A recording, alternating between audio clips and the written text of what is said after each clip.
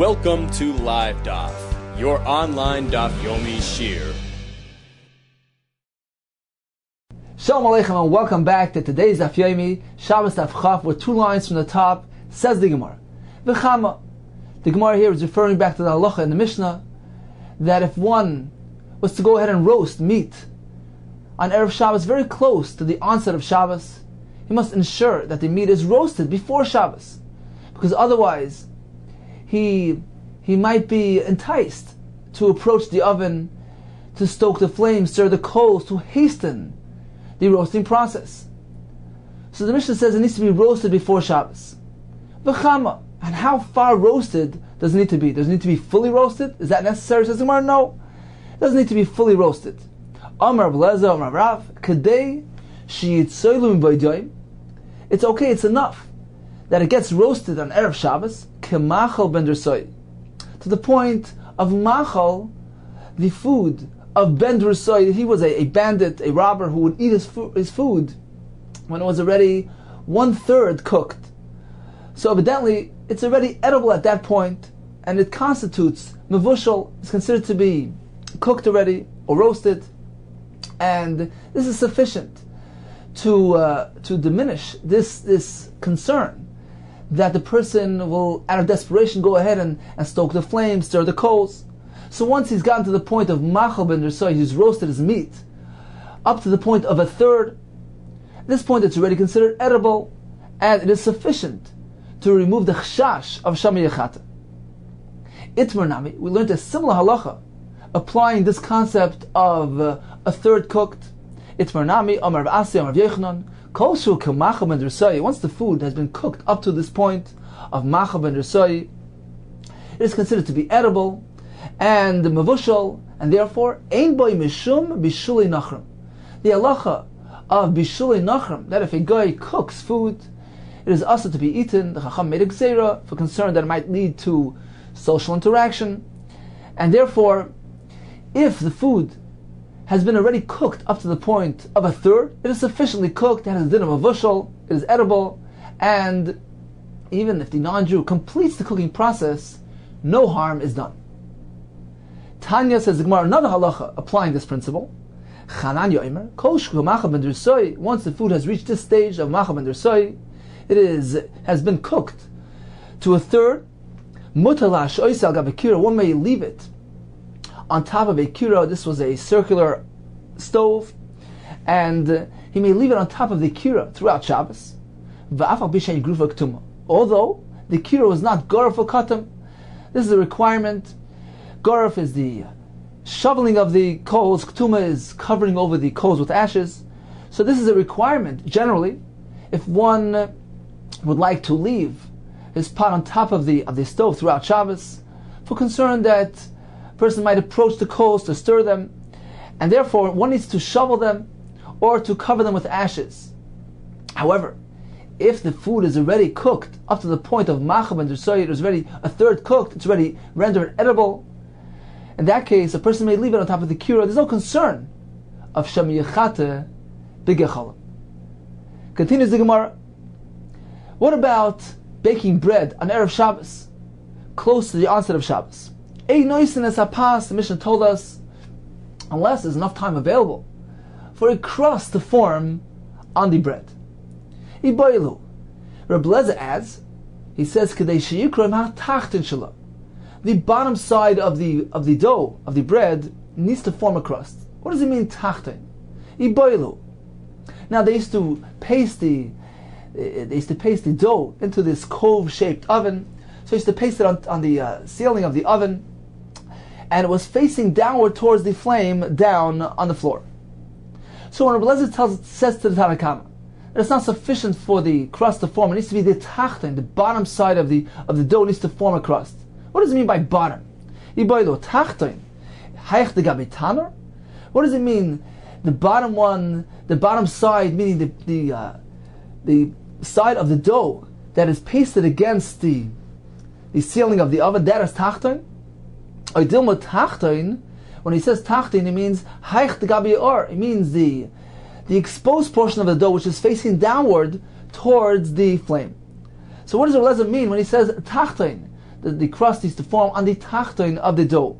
Does it mean the bottom side, the side of the dough that is pasted up against the ceiling of the oven? Or does it mean the exposed portion of the dough, the surface that is facing downwards towards the flame? And it's much quicker.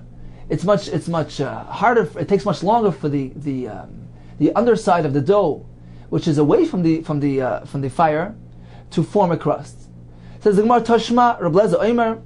We have a brayso where Reb Lezer says clearly, "Kadei sheyikru paneh hamadubakim betaner." When Reb Lezer says that a crust needs to form on the bottom side of the dough, what he means to say is the paneh, the side of the dough, which is medubakim betaner, which is pasted against the oven. So Tosfos explains that Reb Lezer's come to you machman Tanakama. He tells the Tanakama it's not sufficient for the dough to form a crust anywhere, whether on the exposed side or on the underside. We need the tachtoin. It needs to be on the underside of the dough, on the side of the dough which is pasted against the ceiling of the oven, which takes a bit longer to form than the crust on the other side. Continues the Gemara. Mishal Shon Pesach. So the Mishnah told us there are some exceptions to this concern, to this gzera of Shem Yechata. For instance, regarding the Karban Pesach, they indeed are allowed to lower the spit with the Karban Pesach into the oven on Erev Shabbos, very close to nightfall, very close to Shabbos. There's no concern of Shem Yechata. My timer says, why? Mishum de bnei Chabura Zrizenhen, because the group, the Chabura, which were involved in bringing the Karban Pesach, since they were involved in bringing a carbon, they were conscientious. They were mindful of what they were doing, and they will take care of each other and watch over one another so they don't come to do a malacha. Says the Gemara, halav hachi. But if not for this factor, that the Bnei Chabura has reason, halav hachi loy, it would be prohibited. V'amar mar, but haven't we learned? Gadya, when it's concerning the tender meat of a tender goat, in that case, there's no concern of Shem Yechata, because he won't open the oven door, since the inrush of cold air, the draft, will damage the tender meat. We learned Gadya, tender meat of a kid, ben sharik, whether or not the door to the oven is sealed shut, ben sharik, whether it's sealed, ben lesharik, whether it's not sealed, shaper dami. It is mutter for one to place this meat into the oven very close to Shabbos, because he will not come to open the door lest he damage the meat. Therefore, why, regarding a Karban Pesach, do you need another reason to be matter? Because Bnei Chabur is reason. Regardless of that factor, the Karban Pesach was tender meat. It was brought from a goat or a sheep which were less than 1 year old. It was tender meat, delicate meat. In this case, there's no concern that one will open the door to the oven and stir the coals. Says the Gemara, there's a difference. Hasam, that halacha, is mintach, is only speaking about when the meat is cut into pieces. In that case, the Gemara tells us the inrush of cold air will ruin it, will harm it. And there's no chashash of Shem Yechata. He won't open the door to the oven. However, regarding Karban Pesach, we know it's loy mintach. It's not cut into pieces. We know the Karban Pesach was roasted in whole form. As the pasuk says, Rosh al krav al kirbay. In our case, there's no concern that the draft will harm the meat. If so, there is a very real chashash of Shem Yechata. It would be also, if not for the fact that Bnei Chabura, as rizimhein, they're conscientious and they'll watch one another not to come to do malacha. Continues the Gemara. What else did the Mishnah state as an exception for the Isser? That there is no Isser of Shem Yechata, there is no concern regarding the bonfire that they used to kindle in the Beis HaMoiked, they would kindle the bonfire in the Beis HaMoiked, which was in the Beis HaMikdash, for the sake of the Keihanim, to warm them up. And one may even begin kindling it very close to Shabbos. There's no concern that somebody will go ahead and approach the coals and stir them to improve the performance of the flame. Says, well, what is the reason for this heter? Menan Amili, how do we know this heter? Amar Avuna, it's actually a pasuk. It says, like Sivaru Eish, don't kindle a fire. B'chol Moshvei in all your dwellings, B'yom HaShabbos. What does the pasuk mean with the term B'chol Moshvei Sechem? Pasuk's teaching us something. That only B'chol Moshvei in all your private dwellings, Yatamaver, may you not kindle a fire. Aval but atomaver, you may light a fire in Meduras Beis HaMikdash. In the Medura, the bonfire in the Beis HaMikdash, in the Beis HaMikdash. Therefore, certainly it's mutter for them to kindle this fire in Erev Shabbos close to Shabbos, because even if they're going to actually stir the coals on Shabbos, it would be mutter. The pasuk tells us it's mutter. Maseches Chizda. If so, that the pasuk teaches us a heter that one is allowed to kindle the Meduras Beis HaMikdash even on Shabbos.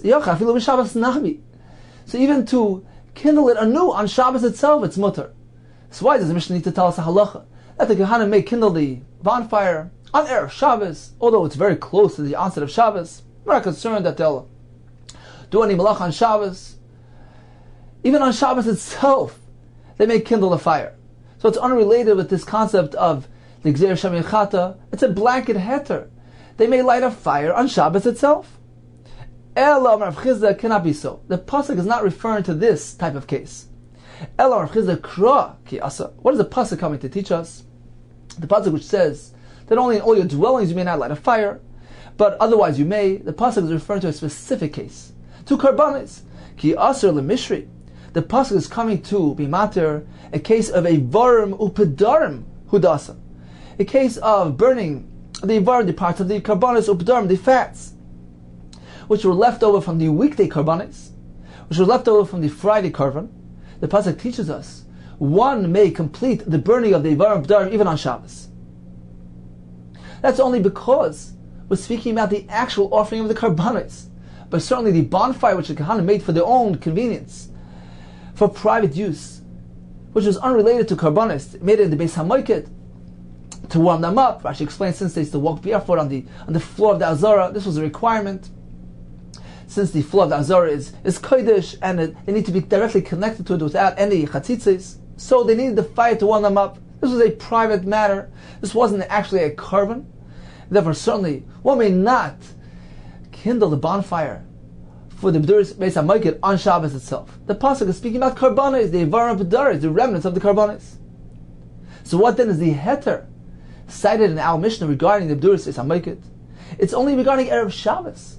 One may begin the kindling this bonfire in Erev Shabbos, even though it's very close to the onset of Shabbos. Nevertheless, we're not concerned that perhaps one of the Kohanim will go ahead and meddle with the fire on Shabbos. Why? The Kohanim is reasoning because the Kohanim in the Beis HaMikdash were involved in bringing the karbanos. They indeed were bnei Torah. They were conscientious and mindful of what they were doing, and there's no concern that one of them might come to do malacha on Shabbos. Now, Tosfos points out that when the pasuk tells us, when the Gemara tells us that one may complete the burning of the Ivarim or Pedarim even on Shabbos, says Tosfos, how can it be so? We know that one may not burn the Ivarim P'darim of the weekday karbanis, of a korban that was already offered on Friday. One may not take the Ivarim and the P'darim and burn it on Shabbos. So what is the Gemara speaking about? Says Tosfos, the Gemara is speaking about when they were already ignited by the fire. It was mashla, but en ha'ur, that the fire has already caught onto them. They're already partially burnt. So once they've gotten to that stage, that advanced stage of akrava, says Tosfos, so even if they're part of the weekday karbanis, the karbanis shall chayil, nevertheless, since they've come to that advanced stage of akrava, it was mashla ben ha'or. Therefore, the pasuk is teaching us that one may complete their akrava even on Shabbos itself. So, in summation, the Mishnah tells us that there are certain cases which the Gzeir of Shem Yechata will not apply. The Mishnah begins by telling us that if one roasts meat, if the meat is roasted already by Joyim on Erev Shabbos, he may continue this process. It may continue. It may remain in the oven and continue its roasting on Shabbos. The Gemara explains it doesn't need to be fully roasted as long as it's shlish, it's roasted or cooked a third. It's considered to be mevushal. It's considered to be tzolei. It is somewhat edible, and therefore there's no concern that he'll go out of desperation to hasten the cooking and roasting process. The Gemara said that this halacha, this principle of being cooked a third, is called machal bedresoi. This was the manner in which this bandit would eat his food, and this applies to three things. Number one, to Shabbos, as we mentioned here. Number two, to bishul akum. If it's already a third cooked, it's considered to be properly cooked and edible somewhat. and there's din mavushal, and even if the guy will complete the bishul, he does not do any harm. Also regarding Shabbos, that when we place this type of food on top of a kira, even though the coals are present, they are not shoveled or covered by ash, which is generally a requirement for one if he wants to leave something on top of the kira over Shabbos. In this case, that it's already somewhat edible, there's no chashash of Shemir Yachat. What about bread? So there's a machlekes. The Tanna Kama says that as long as any surface of the dough has formed a crust, it's considered to be sufficient to remove the chashash of Shemir Yachat. Rabbi Lezer says it needs to be the paneh tachten, the bottom side of the dough, which is attached to the oven, that needs to form a crust, and that's later. So he's being machmer over the Tanna Kama. The Gemara told us regarding two exceptions to this Isser. Number one, the Korban Pesach. That may be done even very close to Shabbos. Since the Bnei Chabura's reason, they'll pay attention, they'll watch each other, they don't come to do malacha. The Kohanim as well in the Beis HaMikdash, even though it's a private bonfire, it's not part of the Akrava. It's mutar. Kohanim's reason they're conscientious and mindful, and they won't come to do malacha on Shabbos. Continues the Gemara. Ubikvulin, however, a bonfire which is lit outside the Beis HaMikdash, it requires that the fire should catch on to most of it. At that point, it's considered to be sufficiently developed and will certainly proceed on its own without any interference. And there's no chashash. Somebody will go ahead and stoke the flames, stir the coals to develop the fire further. Says the Gemara, okay, what does it mean? That the fire needs to catch on berubai, on the majority, on most of it. What does it mean, the most of what? We're speaking about a bunch of pieces of wood. My Ruben, what does it mean, most of it? Amarav, roiv kelechav lechad. If you have a bunch of pieces of wood, we require that the fire catches on to most of each single piece of wood. Now, we're not speaking about the interior, the thickness of the wood. We're not speaking about the circumference of the wood. It is sufficient that most of the length has caught fire. Because since they're lying together as a group, one will kindle the other, the fire will catch from one to the next, and it is considered to be sufficiently developed to mitigate the chashash, the concern, that somebody will go ahead and stoke the flames. Ushmuel Amar, it's not required. We don't require that much development. It is enough kadesha lo yoimru, that the fire has gotten to the stage and point that one will not say any longer, have eitzim v'nechtateim, come bring some small pieces of wood to place underneath the large logs to kindle them. So once it has gotten to that point, that one doesn't need to aid and assist the fire, doesn't need to bring little splinters to help in the kindling of the fire. Apparently, the fire is sufficiently developed to the point that we are sure that it will continue developing on its own, and will not require anybody to go and meddle with it and tinker with it on Shabbos. So Shmuel is being makel, is more lenient than Rav. We don't need a roiv. It's enough that it got to the point that one lays back and doesn't go ahead and add little pieces of splinters to help in the kindling. Tani Rav Chiel is Yud Shmuel. Rav Chiel has a brisa in support of this concept stated by Shmuel. This brisa is regarding the avodah of Halogas HaMenorah in the Beis HaMikdash. And the brisa tells us that the kohen needs to kindle the menorah up to the point kedei shetehei shalheves, that the flame needs to be developed enough that the flame will be will rise on its own without any additional assistance, and that is considered to be properly lit. But it's not sufficient that he merely kindles it a bit, that the flame still needs some help, some assistance to rise up. So apparently, what constitutes the status of being lit? It is once the flame has gotten to the point that it rises on its own without any help, without any assistance. Here too, regarding the bonfire, what is considered to be a properly developed fire, once it's gotten to the point that it doesn't need to be assisted by bringing some splinters of wood and helping in the kindling. So this is in accordance with the Shita of Shmuel. So we discussed a fire which is based on a group of a bunch of pieces of wood. Rav says we need most of each piece. Shmuel says as long as it doesn't need any more assistance. What about a bonfire in which you take one single stump of wood and you light it? This is a little bit more complicated because you don't have the group of the bunch of wood which is the only piece of wood which help each other and aid and assist in the kindling. We have one single stump of wood. If so, we have one machmer in this case. Says the Gemara, eitz yechidi, if there's a single stump of wood, what is considered to be the point of shetechos ha'ur berubai? The fire has caught on to most of it. Says the Gemara, we have another machlekes. Rav Amar, Rav Avyai. The fire needs to reach most of its interior, most of its thickness. At that point, the fire has developed to the point that we are sure that it will be successful on its own and won't require any more tinkering. V'amila, some say, there's a girsa, Ushmuel Amar, B'roiv HaKefai. That roiv here is not the thickness, but rather the circumference. When the fire surrounds most of the block of wood, that is sufficient, and that at that point, one may leave it over Shabbos. There's no concern of Shami Echat. So Rav says most of the thickness, and the Shmuel says most of the circumference. Amar Papa, if we have two opinions, let's combine it. Hilkach, therefore, be'inan roiv avyai, or be'inan roiv hakefai. Rav Papa says, let's be machmer, let's combine both opinions. Both are required. Most of the thickness, as well as most of the circumference. The Gilyon Shas points out that this was Rav Papa's practice. Several times in Shas, we find that he would combine two shittas. We had this in Brachas, Nafel, and Tes. We combined two different opinions into one and required both of them to be fulfilled.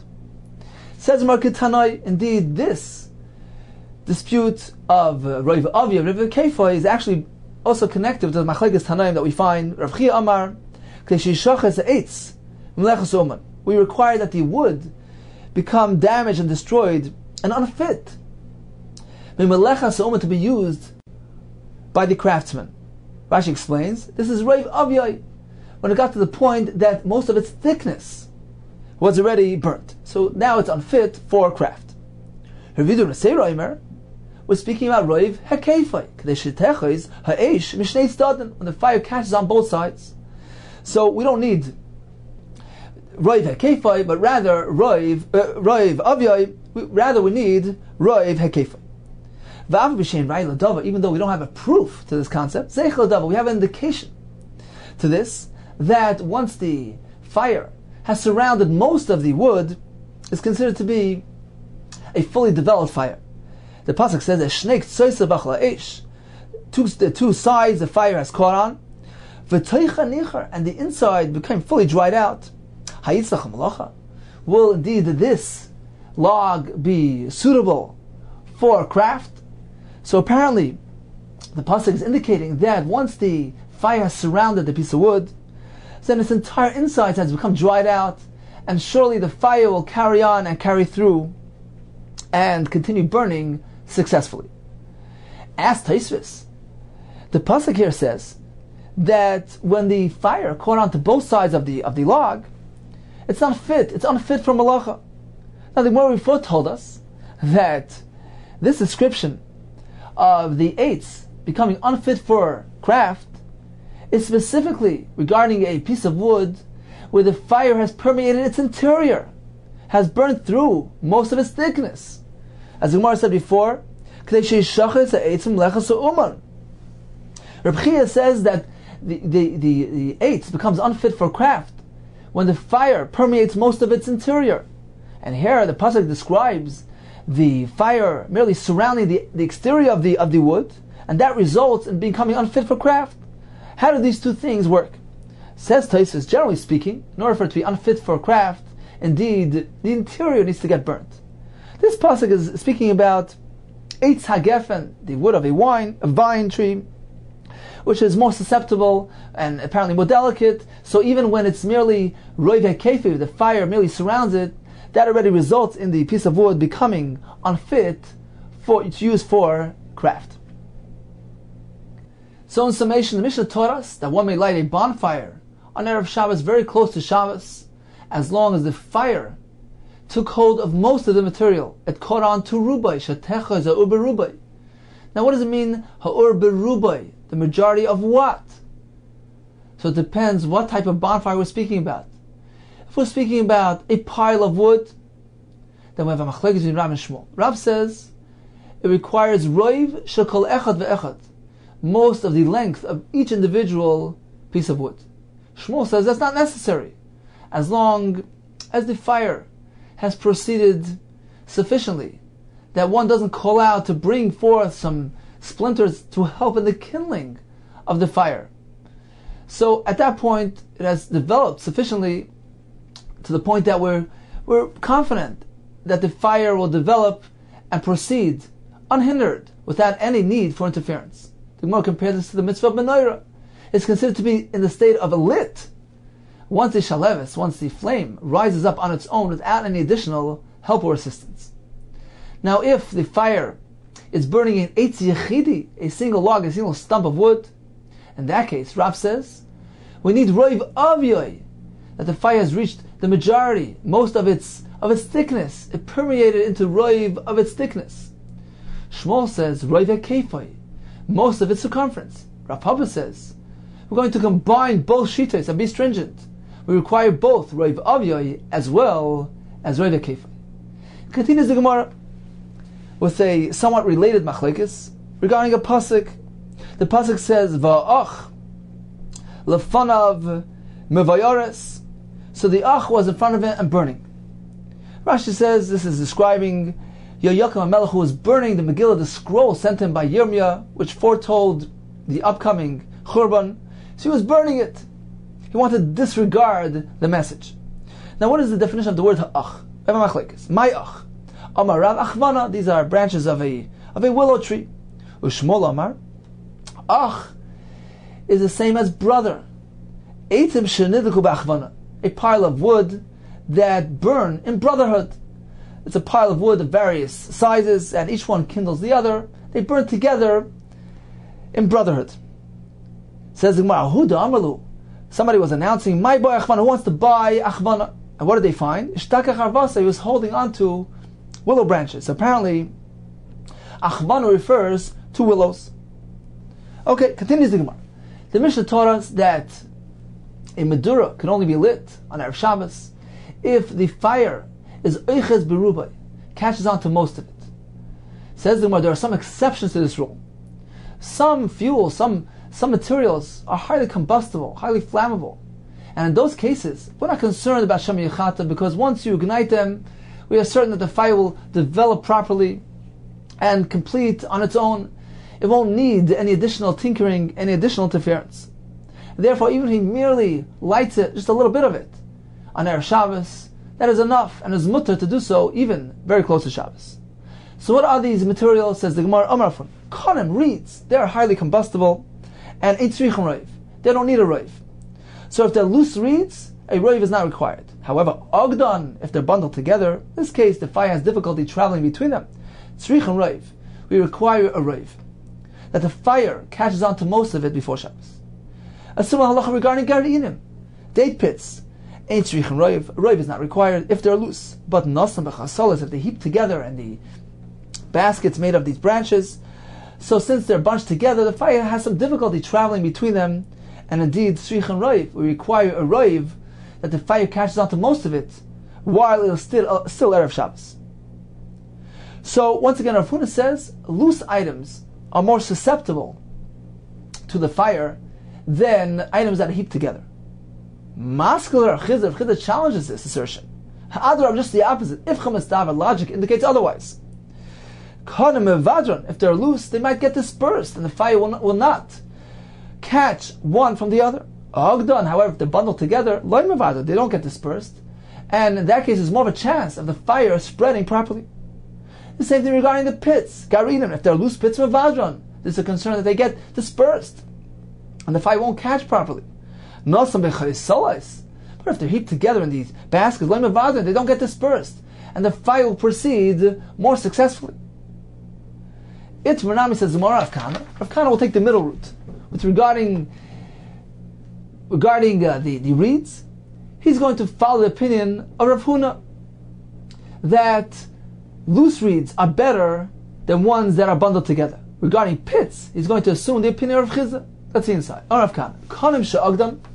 If the reeds are bundled together, indeed, fire will have some difficulty traveling between them. A roiv is required. If they're really loose, a roiv is not required. Regarding the pits, it's just the opposite. If they're loose, in this case, they're heaped together, and they're more susceptible to the fire. A roiv is not required in accordance with the shita of Rav Chizah. To Rav Yosef, there are more materials that are considered to be highly flammable, and merely igniting them is considered to be sufficient to ensure success, eventual success of the bonfire. To Rav Yosef, arba maduris, 4 types of fires don't require a roiv. Shal zefes, of pitch, shal gafres, of sulfur, shal gvina, of cheese, shal ravav, of fats. Masisatana, in the Maisa we added another couple, af shal kash, straw of shal gvava, the remnants of the stalks in the field and the splinters of wood that are gathered from the field. So these are highly combustible, flammable items. There's no concern of Shem Yichat, as long as he lit a little bit, we're sure that the fire will proceed successfully. Amar Rabbi Yochanan, eitzim shal bavel, eitzim from Bavel, Babylonian wood, they too are highly combustible, ein tzrichen roiv. Maskar of Yosef, what are you referring to when you say eitzim shal bavel? Mai, what exactly is this? Ilay Mesilti was speaking about these small chips of wood. They used to do that in Bavel. They used to chop the wood into small chips, and that doesn't need roiv. That is highly combustible. Hashta, if we find psila regarding a oil-soaked wick, Amar Ula, Ula said, Hamadlik, one who lights the Neira Shabbos, he must stay there and light most of the wick which is protruding from the oil. So there's a requirement to burn it, to light it, up to the point that most of the wick is lit. Only by doing so has he fulfilled his mitzvah of Ner Shabbos. So an oil-soaked wick, which is certainly more flammable than wood chips, if that requires one to stand there and light most of it, siltimi, boy, certainly chips of wood require roiv to be considered to be in the status of lit, of properly lit. So you can't say that silty chips of wood don't require roiv. Elam Rav Yosef, what are we speaking about? Shucha da'arza, this woolly substance that is found in the branches of the cedar tree. So this indeed is very flammable, and roiv is not required. Rami bar Abba Omar, it's referring to zaza, this type of moss, which indeed is also highly flammable, and therefore in these cases, once he even lit a little bit of it, is sufficient for the success of the eventual fire, and there's no concern about Shema Yechat. So in summary, we learned about a list of items which do not have the stipulation of roiv. By merely igniting it somewhat on Erev Shabbos, it is very mutter to maintain this fire in Shabbos, because we're certain that the fire will catch on properly and will proceed successfully without any tinkering or interference. What are these items? So we began with kanim and garinim, reeds and pits, date pits. However, in what configuration is a mutter? Rav Huna says the kanim and garinim that are loose, that are not bundled together, they are susceptible to the fire and don't require roiv. Rav Chizah says only if they're bundled together. Rav Kahana says kanim that are loose are indeed susceptible to the fire. Garinim, they need to be heaped together in order for the requirement of roiv to be cancelled on them. So according to Rav Huna, kanim and garinim required to be loose. According to Rav Chizah, required to be bundled. According to Rav Kahana, the kanim required to be loose, and garinim are required to be bundled. The Gemara proceeded with many other examples of items that are highly flammable and combustible. For instance, zephes, the pitch, gaffer, sulfur, gvina, cheese, revav, fats, kash and gvava, straw, and the stubble of the field, shucha da'arza, the woolly material found inside the cedar branch, and finally zaza, this type of moss. Hadran alach yitzia is hashabbos. Continues the Mishnah, v'ameh madlikin u'bameh madlikin. What types of materials can be used as fuel and wicks for Neir Shabbos, and what types of materials are possible disqualified for Neir Shabbos. Now we know the Chacham gave us a mitzvah. Havad Lakas Neir Shabbos, one's meant to light a candle, a lamp, before Shabbos. There are various reasons for this mitzvah. Oinik Shabbos, Kavod Shabbos, Shalom Bayis. Oinik Shabbos means so that the Shabbos meal should take place in front of a light. This enhances the mealtime experience. One enjoys his food more when he can see what he's eating. Having a lit lamp is also a Kavod Shabbos, a mark of honor for the sake of Shabbos. It also enhances the peace and harmony in the home, since one won't trip over unforeseen objects lying on the floor. So the Mishnah goes and teaches us that the Neir Shabbos needs to be lit in a manner where the flame is a steady, healthy flame, and there's no concern that it will falter and it will require some aid and assistance. The person will go ahead and adjust it on Shabbos, and that's a malacha. Therefore, one must use proper materials, wicks, to have the ability to absorb fuel properly, have the ability to maintain a steady, healthy flame. One must use fuels that have the ability to absorb properly inside the wicks and produce a steady flame. Says the Mishnah, what types of wicks, what type of materials can we use for wick in the Neir Shabbos? What materials are disqualified from being used as psiles, as wicks, for the Neir Shabbos? Says the Mishnah, we may not use loy belechash, this woolly substance found in the cedar branches mentioned earlier in the Gemara. V'loy b'choisen, a wick made of unprocessed flax. V'loy b'cholach, a wick made from this low-grade silk, the cocoon of the worm. V'loy b'psilas se'idan, one cannot make a wick from the psilas se'idan. This was the woolly material found inside the willows. V'loy b'psilas hamidbar, or to use this tall grass found in the desert, which was braided into wicks. V'loy b'roika shal pnei hamayim, or this green substance which is found on the surface of the water. So up until this point, we discussed limitations regarding wicks. These things don't have the ability to produce a steady, healthy flame. The Mishnah will proceed listing for us disqualified fuels because they don't have the ability to be absorbed properly in the wick and to produce a healthy flame. What are these wicks? These fuels? V'loy b'zefes. You can't use pitch. V'loy b'shava, wax. V'loy b'shemen kik. According to one pshat in the Gemara, it's the oil from a specific type of bird. V'loy b'shemen sreifa. This is true and that became tumah and needs to be burnt. V'loy b'alya. Can I use fat from the tail of a sheep? V'loy b'chelef. Nor can we use fat tissue from an animal. We can use chelev, which was cooked, which is in a liquefied form. Regardless, it is possible. Whether it's cooked, or uncooked, continues the Gemara will describe for us to define a definition of the various items mentioned in the Mishnah. We began with lechesh. What is lechesh? Shuchad arza, a branch of a cedar tree. Says the Gemara, shuchad arza. It's ba'almo, it's a piece of wood. It's not suitable to make a wick from it. So perhaps you can use it for a torch, but not for a wick. So why does the Mishnah to mention this? Says the Gemara, it's ba'almo, it's merely a piece of wood. Ba'amernisa the ispe, we're speaking about the amernisa, the woolly substance found inside, behind the bark. And that indeed can be formed into a wick. Nevertheless, it's unsuitable for Ner Shabbos. What is choisen? Rav Yosef Noris or Pishtan. These broken fibers of flax which are found inside the flax plant. And this is the choisen referred to in the Mishnah. Amli Abaye.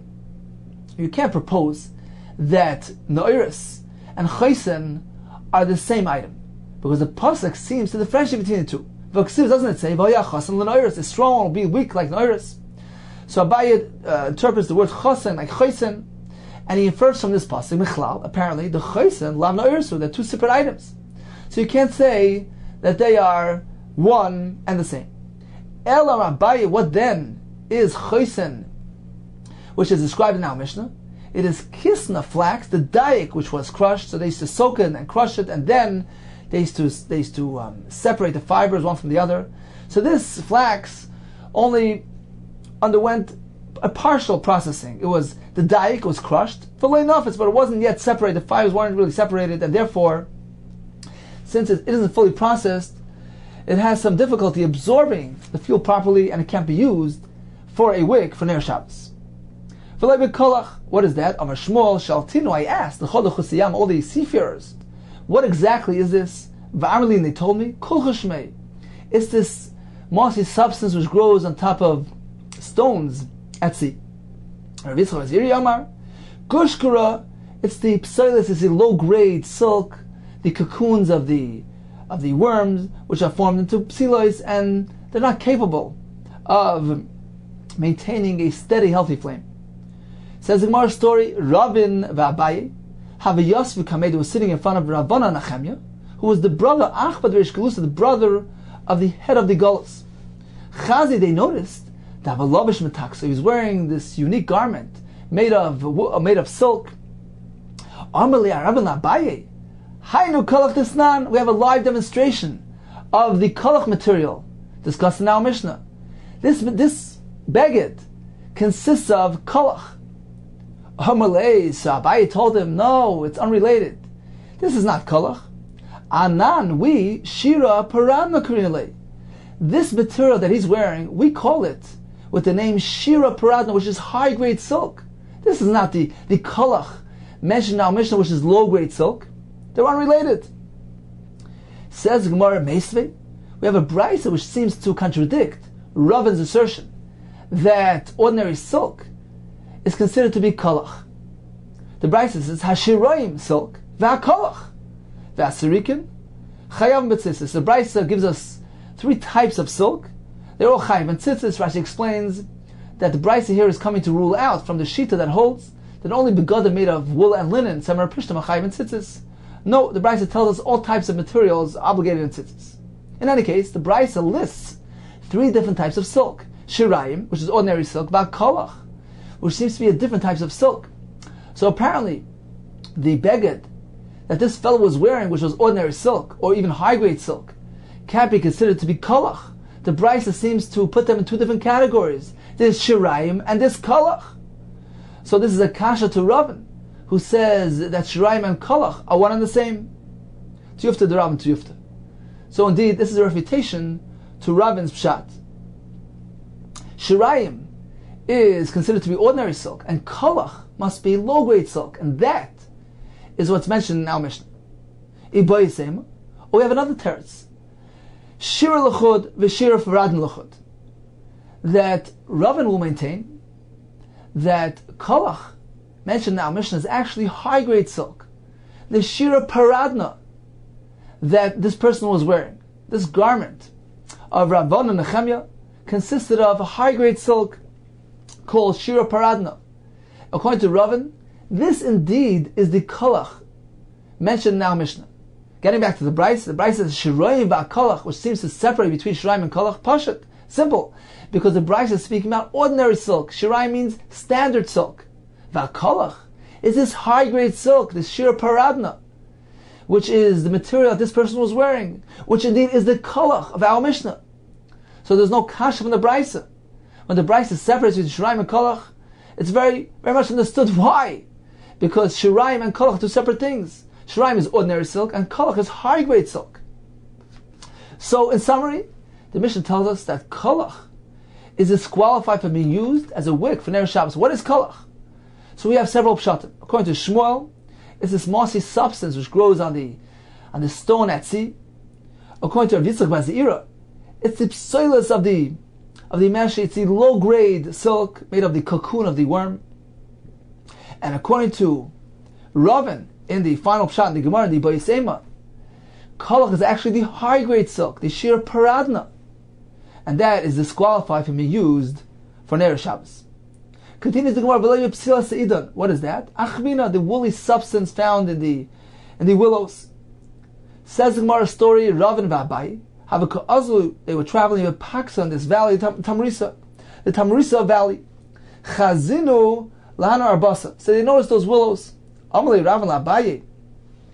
So just as in the earlier story, Ravin exclaimed to Abaye, look, take a look. We have a live demonstration of the halacha in our Mishnah. Hainu idan desnan. This exactly is the idan described in our Mishnah. Amalei Abai responded, Hayetz ba'almu. You're looking at a wood, at a tree. That can't be used for a wick. Kala v'achvele Ravin peeled away the bark and he showed it v'achvele amernisa, the woolly substance, the beni that's found in between, and that indeed is the idan described in our Mishnah, the woolly substance found inside the willow tree. What is that? That is shavra, some sort of tall grass which grows in the desert, which can be braided into a wick. The green substance found on top of the water. What is that? This green algae that grows on top of the water of the ditches. That substance merely crumbles into crumbs. That certainly can't be used for a wick. Papa was speaking about the green substance which grows, the moss which gathers underneath the hull of a moored ship. Tana, we have a brisa which added to the Mishnah. They added another two substances which are disqualified from being used as wicks. Shal tzemer, wicks made of wool, but shal seir, made of hair. Says more, if so, why didn't our Mishnah mention these items? If Tana Didan, our Tana didn't find any need to discuss wool or hair. Why? Because these things are inherently incapable of being used as a wick. Tzemer, michvetz chavitz. Tzemer, wool, curls up and is not suitable, cannot function as a wick, regardless. Seir, hair, it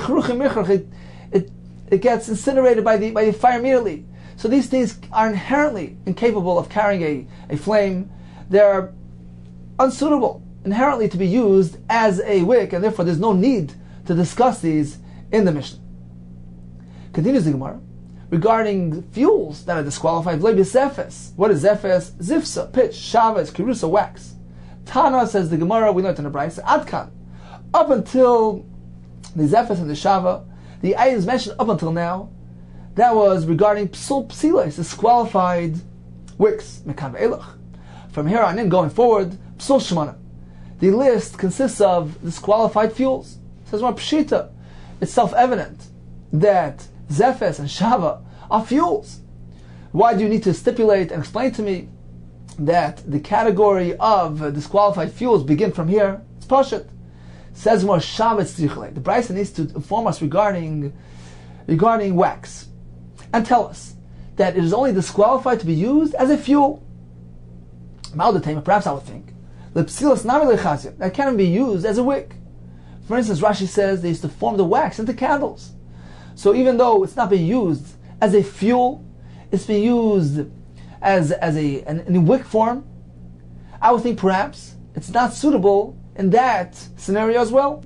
Maldatema, perhaps I would think, not only can it be used as a wick if you drop a piece of wax into the candle, is it unsuitable?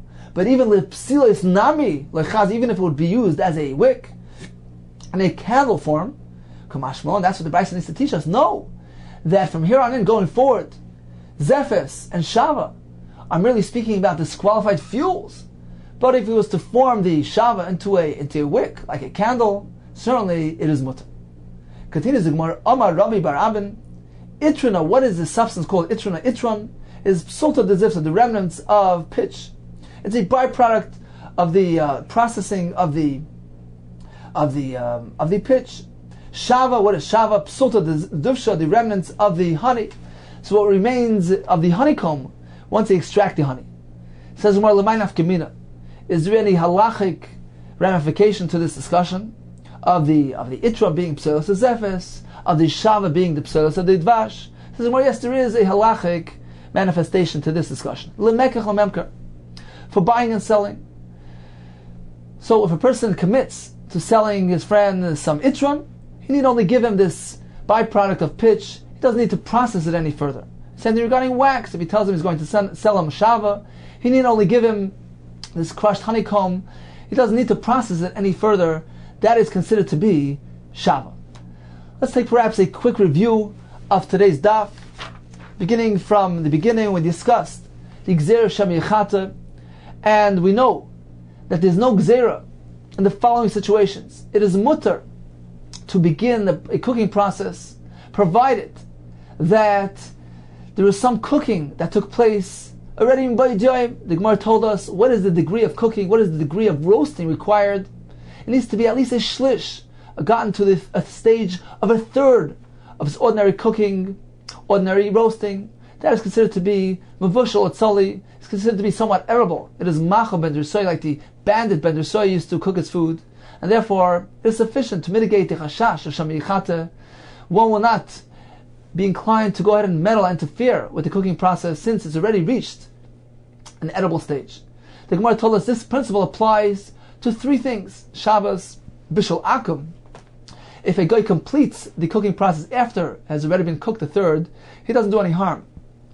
When we place a food which is cooked a third on top of a kira, he need not worry about the coals, even though he didn't scoop away the coals or cover them. That's okay, because once it's reached a third of its cooking, it's considered to be somewhat edible, and there's no chashash of shami yichate. Regarding bread, we require that it formed a crust. Sheikru panel. Rabbi Lezer says it needs to be the bottom side, the underside of the dough, and the Gemara concludes it means the side that is attached to the oven. The Gemara told us that regarding our Karban Pesach, there's never a chashash that to do malacha because Bnei Chabur is reason him. Kohanim Beis Hamikdash as well, there is reason him. Therefore, there's never a chashash of shami yichate. The Mishnah told us that regarding a bonfire, we require shatecha za'ur berubai. The fire has caught on to most of it. What does it mean, most of it? So if we're speaking about a pile of wood, according to Rav, we need roiv shekol echad ve'echad. Most of each piece of wood, according to Shmuel, the fire needs to have gotten to the stage of development that one doesn't call out and look for more spindles of wood to go ahead and aid in the kindling of the fire. The Gemara compared it to the halach of menorah. Once the flame rises up on its own, unassisted, is considered to be sufficiently developed and has the status of being lit. Regarding an eitz yichidi, a single stump, a log of wood, Rav says we require rev avyai. The fire has permeated most of its interior, most of its thickness. According to Shmuel, rev kefai, most of its circumference. Rav Papa's machmer. We require both rev avyai and rev kefai. The more proceeded and told us there's some things that are combustible, highly flammable, and don't need a rev, even if he merely ignites it somewhat. We are confident that the fire will proceed and catch on properly. What are these materials? The Gemara began with kanim and garinim, reeds and pits, according to Rav Huna. If they're loose, then reiv is not required, according to Rav Chizder. If they're bundled together, in that case, reiv is not required, according to Rav Kahana. It depends. Kanim, when they're loose. Garinim, the pits of dates, when they're heaped together, in that case, they don't require reiv. Once he kindles them somewhat, we're sure, confident that the fire will catch on properly and develop on its own without any need for interference. The Gemara concluded with other materials as well that are highly combustible. Zephes, pitch, gopher, sulfur, cheese, ravav is the fats, kash, straw, gvava, the remnants of the stalks in the field with the different splinters of wood which are gathered from the field. Shucha de arza, the woolly material found inside the cedar branch, and finally zaza, this moss material. Since these things are highly flammable, there's no chashash of shami yichate. Once you kindle them somewhat, the fire will catch on and develop properly. The Gemara proceeded with the next parak that the mitzvah ner Shabbos is to light the lamp before Shabbos, provided that the materials allow and maintain a properly burning flame, a steady flame, which will mitigate the chashash of Shema. Perhaps he will go ahead and adjust and brighten the flame, so you must use proper materials for wicks as well as fuels. You may not use materials that can't properly hold the flame, regardless whether we're speaking about the wicks that can't properly absorb the fuels and can't maintain a steady flame, or various fuel materials that aren't successfully absorbed inside the wicks and don't maintain a healthy, steady flame. The Gemara concluded that regarding shava, wax, it is only a psul with regard to fuel, but if you were to form the wax into a wick, for instance, in a candle form, that certainly is permitted. That maintains a clear, healthy, and steady flame.